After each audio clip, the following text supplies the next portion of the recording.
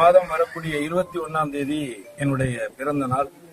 இந்த பிறந்த நாளில் தெய்வ திருமகன் அவர்களுடைய ஆசீர்வாதத்தை பெறுவதற்காக சித்தருடைய இடத்துல ஆசீர்வாதத்தை நானும் என் அமைப்பை சார்ந்தவர்களும் பெற்றோம்.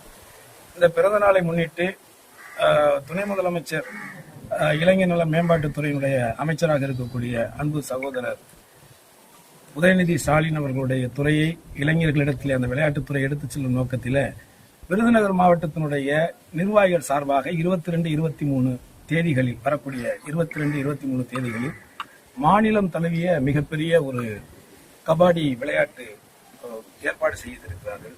அதற்கும் பத்திரிகையை ஐயா கிட்ட வச்சு நாங்கள் முதன்முறையாக நடத்தக்கூடிய ஒரு மிகப்பெரிய ஒரு கபடி போட்டி, மாநிலம் தழுவிய போட்டி. ஆகவே அதுக்கும் இந்த இடத்துல ஆசீர்வாதம் பெறுவதற்காக வந்திருக்கோம். விஜய்க்கு போய் பாதுகாப்பு கொடுக்குறாங்க. அது பிஜேபி விஜய்க்கு மறைமுகமா ஆதரவு கொடுக்குறாங்க.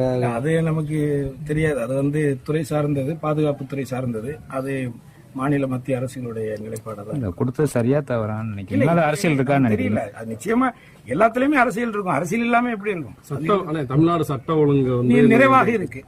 அதுக்காக மாநில அரசு தன்னுடைய நிலைப்பாட்டில் உறுதியா இருக்கணும். காவல் மக்களிடத்துல மக்களுக்கான அச்சுறுத்தல்கள் இல்லாமல் சட்ட ஒழுங்கை சிறப்பாக செயல்படுத்தக்கூடிய இந்த ஆட்சியில எந்த விதமான ஒரு சிறு தவறும் நடந்துடக்கூடாதுங்கிறோட முன்னெச்சரிக்கையா கூட. சமீப காலமா தமிழ்நாட்டில் பாலியல் வழக்குகள் அதிகரிச்சுக்கிட்டே இருக்கு.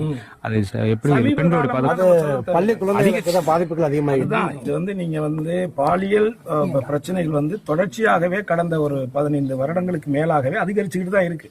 எல்லா காலகட்டத்திலும் அதுக்கு காரணம் இன்றைக்கு நாம இருக்கக்கூடிய வாழ்க்கை முறை அப்படி இருக்கு.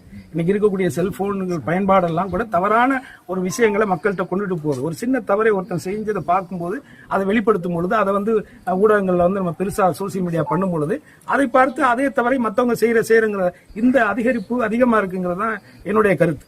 ஆகவே அப்படி நடக்கக்கூடிய ஒவ்வொரு விஷயத்திலும் உடனடியாக சட்ட ஒழுங்கு பாதுகாக்கப்படுது. தமிழக அரசு உடனடியாக நடவடிக்கை எடுக்கிறாங்க. நம்ம அதையும் பார்த்துட்டு தான் இருக்கோம். டெல்லியில பாஜக அதிக இடங்களை பிடிச்சிருக்கு. அது சம்பந்தமாக அது நடந்த கூத்தெல்லாம் தெரியுமே உங்களுக்கு. அந்த டெல்லியை பிடிக்கிறதுக்கு என்னென்ன கூத்தெல்லாம் நடந்துச்சுன்னு உங்களுக்கு தெரியும். சோ பிஜேபிங்கிற இந்த பாஜகங்கிற அதுவும் குறிப்பாக மதவாத